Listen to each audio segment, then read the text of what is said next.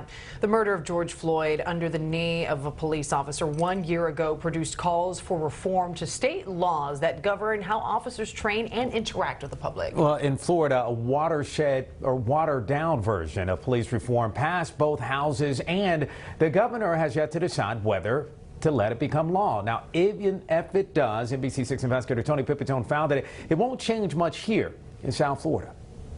State Representative Dottie Joseph says she and fellow Democrats had to give a little to get Republicans to support a police reform bill. I think we were able to accomplish a certain modicum of bipartisanship with lots of folks that wanted to see some real reform come through, and we were able to achieve that. Children under 7 can no longer be arrested in most cases. Chokeholds will be against policy unless needed to address an imminent threat. And after the world watched as officers stood by while Floyd's life was snuffed out by a colleague, Joseph pushed for clear statewide policies. Some of my bills that were incorporated included a duty to intervene, which is a big deal, a duty to render medical aid, and how we track data for excessive force. But South Florida law enforcers gathered yesterday for a Community Relations Board committee meeting say the bill, if signed by Governor Ron DeSantis, won't change much here.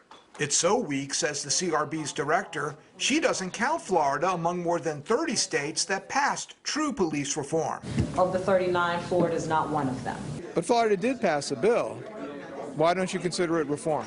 Because a lot of this we were already doing in Florida, right? It was really looking at what do we do, how do we do it better. In South Florida, these law enforcers say much of House Bill 7051 is already in policy. For us, de-escalation didn't occur as a result of George Floyd. And de-escalation occurred over a number of years ago through private-public partnerships. Our policy, these local agencies are more stringent than what the state requires. So I'm not concerned with reform.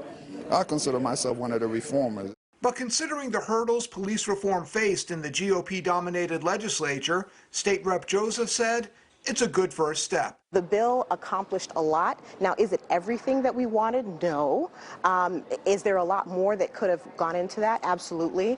But considering where we were and where we landed, I would say it's a pretty good piece of legislation. Tony Pipitone, NBC6 News.